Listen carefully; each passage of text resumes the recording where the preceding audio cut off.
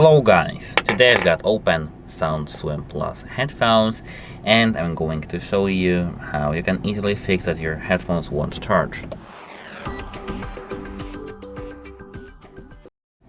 This issue is actually quite common, and the first thing that you need to fix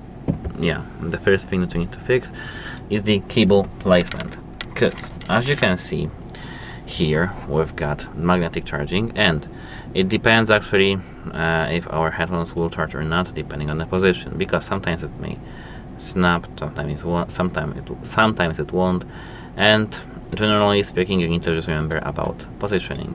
It needs to lay like this, and the best position for charging is not this one, because as you can see my magnets won't work like that. It's this one, something like this. The cable needs to just go like this, up and to the position of charger, so that it will snap. Maybe it's just my cable, but you need to remember about positioning. This is the first way. The second way and the second way to fix this is of course a cable. You need to just replace the cable, because you've got two of them in the case. So try replacing the cable, try replacing the charger, try doing every single thing connected with the power outlets.